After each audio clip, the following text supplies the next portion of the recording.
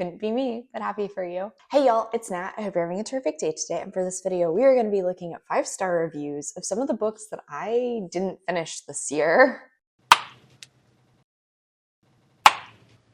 Alright, so before we get into anything bookish, make sure to hit like and subscribe down below, as well as tell me in the comments what's the last book that you decided not to finish, or the last book you gave 1 star. I know there's some of us who still push through.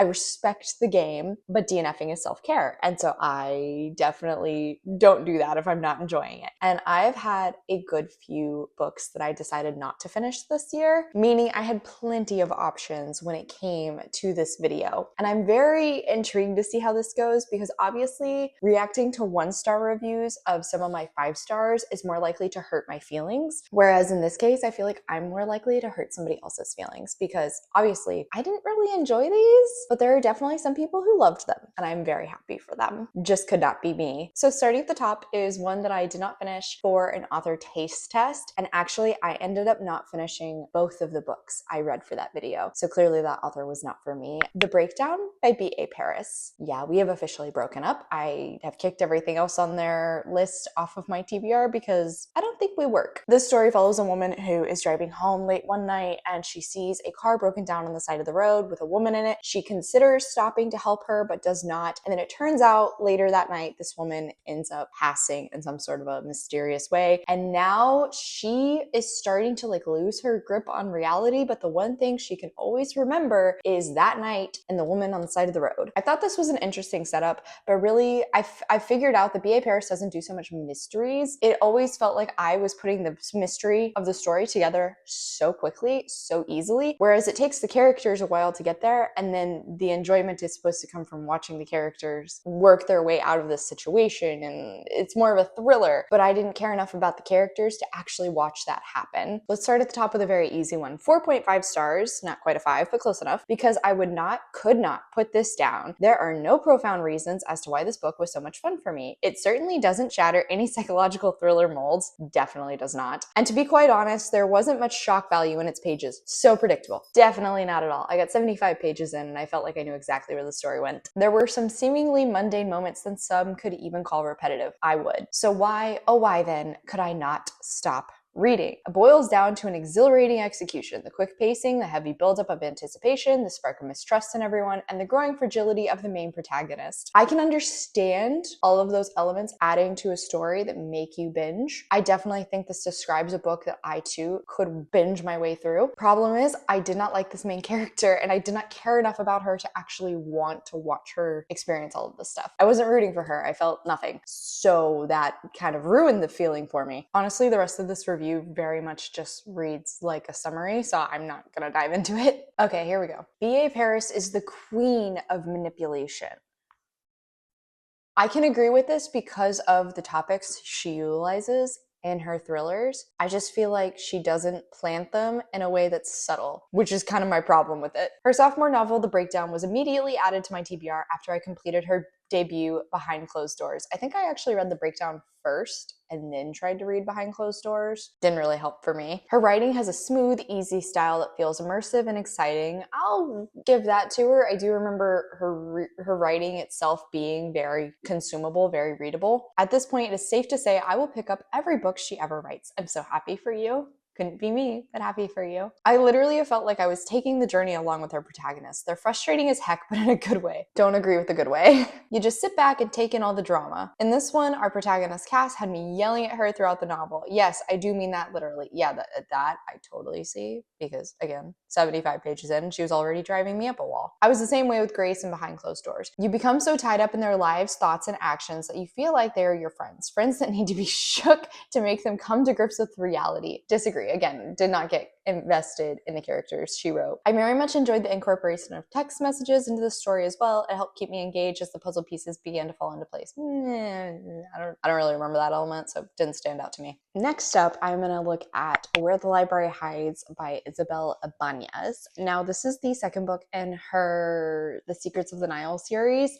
The first one, unfortunately, was on my most disappointing books of last year because it started so strong. Like the first 200 pages, I was having a great time, but unfortunately, it really went downhill for me. And though it did that, I still attempted to read the second book because I already owned it. And I wanted to love this. I mean, mean, we are following a young woman. Parents have been like amateur Egyptologists, and she is also obsessed with Egypt, but one day gets a note from her uncle telling her that her parents have actually disappeared. So she takes it upon herself to make her way to Egypt and figure out what happened to her parents. And that initial setup was really interesting. I really liked it. I thought the main character had a lot of gumption. I was really enjoying her. And the initial interactions with the love interest character were very interesting and entertaining. But pretty quickly things went downhill because I just did not like how logic seemed to completely escape the female main character's brain, and the hero became almost a caricature as opposed to an actual slightly morally gray hero character. So again, going into the second, I didn't have high hopes, but it did not go well.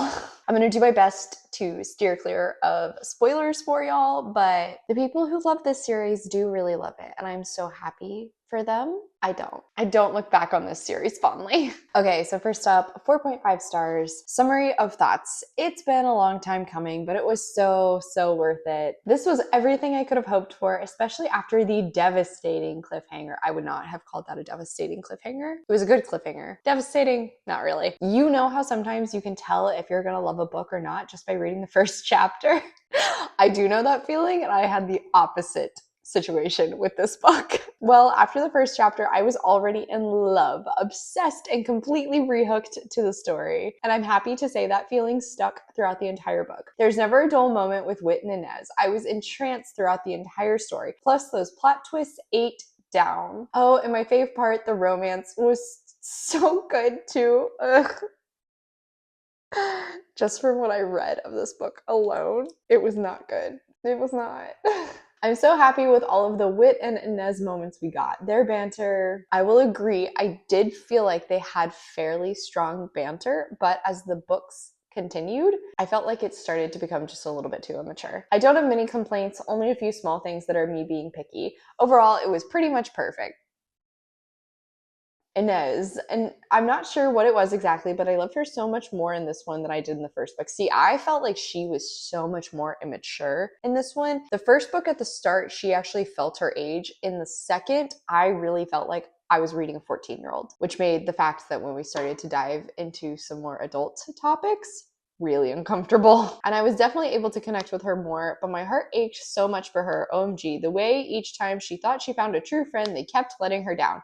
And that's actually so relatable too. Well, I'm so sorry to hear that about your life. That element actually drove me crazy because it was one of those where it felt like Inez should have picked up on the fact that she shouldn't be trusting anybody around her, including the love interest. But that's a whole separate topic of discussion. I just adore her, especially after I found out she was a cat person. Relatable, honestly. Wit. Okay, but when he calls Inez sweetheart, I don't care what kind of cute, romantic pet names this man used. He was a walking red flag. Wit is the kind of fictional character who I will justify wrongdoings for simply because he's so hot. And it looks like you were also a little bit of a red flag. So, okay, you know, girl, at least you're aware. But he really did always only have good intentions, you know? The way to hell is paved with good intentions. Though I felt like maybe he should have felt a little bit more remorse, which just worsens everything. But he's still just so swoon-worthy, says the most attractively sarcastic things, and is a protective man through and through, even after denying his feelings, which we love. Oh, God. Yeah. No. Okay, here we go. This person actually gave it 6 stars. So I am obsessed with this book. To be honest, I feel like I enjoyed it more than What the River Knows. The dynamic between Inez and Wit was so different in the most intriguing way. I noticed that immediately as I started reading. They have such a magnetic connection to each other and how they push and pull against it with it, and it was done so spectacularly. I won't 100% disagree with this, but because I no longer felt very positively about the romance, these elements did not intrigue me, did not keep me invested, and in fact just started to annoy me. Truly, I commend Ibanez for this. I'm so excited to see what's next from her. As to the plot, you guys are not prepared for the twists and turns. They were so good, even though I did guess one of them, but I have to say I am freakishly good at that. Call me Sherlock Holmes or whatever. But one of the plot twists I couldn't see coming. It was insane. I genuinely don't remember what the plot twists were from when I looked at spoilers, so like I don't really have feelings about this one way or another. I can just compare it to the first book, and the plot twist that happened there, I wouldn't say I like called it from very early on, but once events of that started to get set up, I did figure it out pretty quickly. Anyways, of course, the settings and descriptions were so lush and stunning. The descriptions of food, hello. I think at one point I was so emotionally wrecked, I tried to put it down, but I couldn't. Oh, and the romance with chef's kiss, absolutely everything. As far as descriptions around settings and food, I will say I felt like Ibanez did a pretty solid job with that. I do think she consistently kept atmosphere of the story very well, so applause in that regard. Characters, Inez Oliveira. I absolutely adore Inez. It was so interesting to get to know her more in this one. She is a character that is strong and bold without even picking up a sword. See, that's my problem. In the first book, I actually did feel this way, but she starts to make so many stupid decisions, is trusting people left, right, and center, not questioning things the way she should be. My opinion of her just dropped, and it just continued going down when I tried to read the second one. Whitford Hayes. I have a little confession. Every time his full name was mentioned, I got distracted for a second. I love that for you, babe. He is so hot, I can't even with him. Oh, and he is so down bad for Inez. I love a good fictional man who is so in love with this girl. It hits every time. I mean, I have to admit, at some points I was ready to slap him upside the head to get some sense into him, but in the end, it was okay. It was not okay! What he did was not right. One question I have always had for Isabel is, who inspired Wit? I've had a chance to ask her 3 times now, but I was embarrassed for some reason. But anyways, he is one of the top book boyfriends for me for sure. Having talked to her about this myself, she said inspiration came from one Rick O'Connell in the movie The Mummy. Personally, I think Rick O'Connell would never do some of these terrible things that Wit does to Inez. He is way too in love with his wife for that. As far as the like adventuring, protective, strong, sarcastic type guy, I totally see it. I do get that. How much he sacrificed for Inez, I can't say specifics. I'm sure you sort of get it. I always feel like men in historical fantasy books are superior. I'm really happy that you loved this. Cannot relate. Okay, and then next up is one that I feel like I'm actually in fairly good company when it comes to a book I was not really a fan of. The Pairing by Casey McQuiston. I really loved Red, White, and Royal Blue. This is for author's debut, just like many people. But for this one, I was really intrigued because going in, it's a second chance romance between this couple who broke up a few years prior when going on this food and wine vacation together. And so they got like a voucher. They're reaching the expiration date for the voucher, so they have to use it and go on this vacation, and of course end up being on vacation with one another. Basically create a bet as to who can sleep with more people on this vacation, and that was the one element I was nervous about because it didn't sound like something I would enjoy, and unfortunately I was correct. I really didn't like it. I also just did not really like being in the main character Theo's head. So much about them drove me up a wall, and I really did not feel like there was something between these two to actually spark up another romance. And like I said, with this one, I feel like I'm in pretty good company. A lot of my friends also felt pretty negatively about this one. I know a few people who enjoyed it or enjoyed specific elements of the story, and I can understand that. But as far as the romance and Theo, I don't get it. So this one is definitely going to be a little fun. Let's see. First one, I will only ever refer to this book as Sluts Across Europe. Honestly, very valid alternate title. It's hands down my favorite McQuiston book.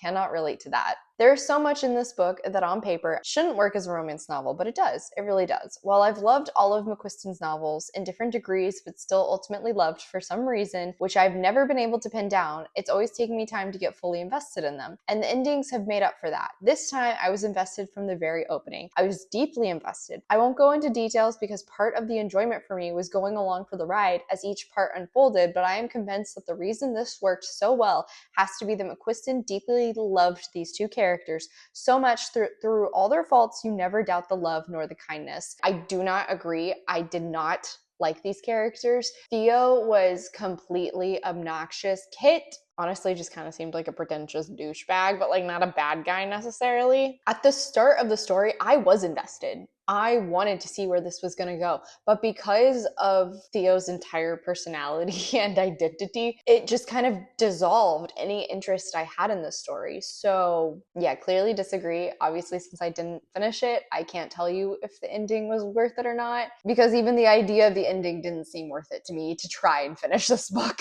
Okay.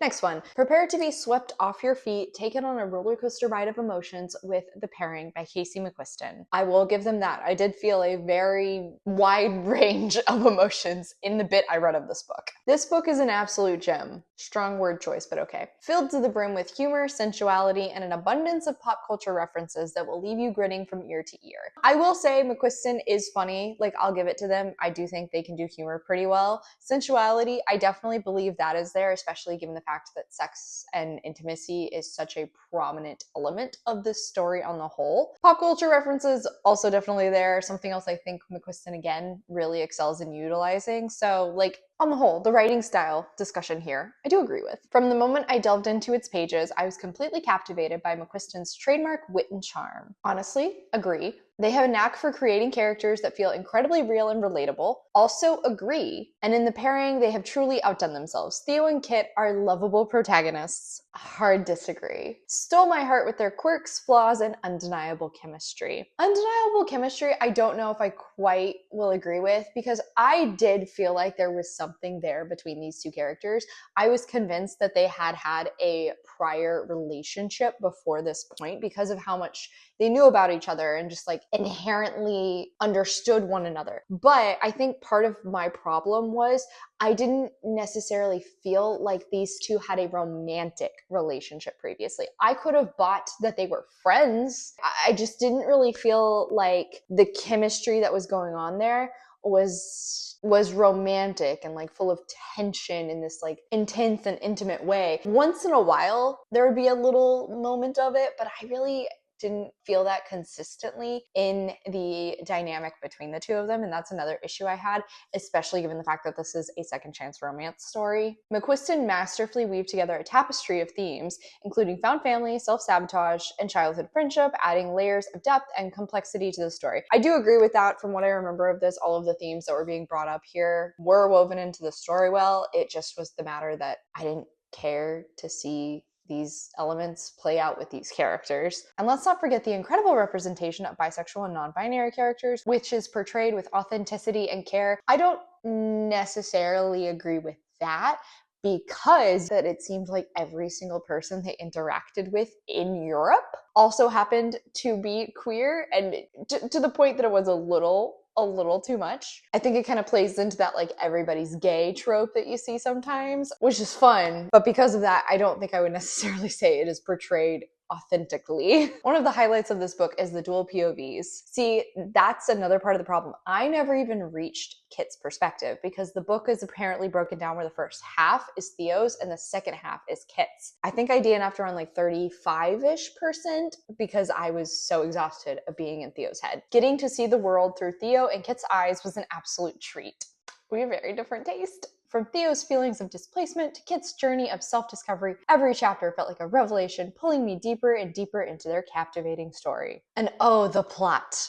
The pairing follows the story of Theo, a sommelier, and Kit, a pastry chef, whose paths cross once again when they embark on a vacation they had planned together years ago. What ensues is a delightful blend of romance, rivalry, and self-discovery as they navigate the ups and downs of their past relationship while trying to outdo each other in culinary competition. They don't compete culinarily. I mean, like, I guess you could say in Theo's mind, at the very least, they're competing based on their successes, but this is a sex bet. Their journey is filled with twists and turns, laughter and tears, and enough delicious treats to make your mouth water. I will agree with that. I also felt like McQuiston did a really solid job as far as discussing food. The culinary writing in this is top tier, honestly. I think it's really great. As a food person, I enjoy that, and I'm sure there's plenty of people who would have hated it, honestly. But that is another element that I can give McQuiston praise for at the very least. Everything else about this, not so much. Oh, this next one I'm really intrigued about because it had really mixed reviews. I tried to read My Lovely Wife by Samantha Downing on kind of a whim, honestly. I'd heard a lot about this one when I first entered the book community, and so I've always been intrigued to try it out, where we're following this couple who takes up various hobbies as a way to sort of spice up their love life, and I thought that was really interesting. But as soon as I got into the deeper stuff, it read and felt like so many other domestic thrillers I have read. I can see how if you don't have a lot of experience with similar stories, this would be like a potato chip read, a popcorn read. You just have to keep going. It just wasn't that for me. My Lovely Wife by Samantha Downing is seriously unputdownable. Here I am to tell you that is not true. You simply must get your hands on it like right this second. Beg, borrow, or steal if you have to, or maybe just ask nicely. Whatever works. You will not regret it. Okay, I just like the way this person writes their review. My final thought is this. My Lovely Wife is freakish and demented, and I loved every second of it. You should maybe try reading some horror books, because from what I experienced here, this was definitely pretty tame. It is so crazy that it'll make me give almost everyone I meet from now on the side-eye, including you. Maybe this person just hasn't really read many thrillers or mysteries. Nowhere near that praisable for me. Next one, I'm not going to get into very much of this plot. I went into this book blindly and suggest you do the same. It was a big surprise. Millicent and her husband have 2 children and live in the suburbs. They seem to have a normal family like everybody else in the neighborhood. They get very bored in their 15-year-old marriage, which is very dysfunctional. They want to thrill their marriage up, and they are hiding very dark secrets to keep their marriage alive. That's exactly what I knew going into it. This is one crazy thriller. It will blow your mind. I am utterly in awe. I can recommend you some really shocking stuff. I cannot believe this was a debut novel. This was a debut? That actually kind of makes sense. It lived up to all the hype for me. Clearly not for me. And so on that note, that is officially it for today, y'all. Thank you so much for coming to my channel. I really appreciate it. Make sure to hit like and subscribe down below. If you made it all the way to the end of this video, let's leave a guitar emoji in the comments. I have links to all my socials as well as a few ways you can support me down in the description. I come out videos on Monday and Friday, but until then, I hope you continue to have a terrific day. Love you, bye!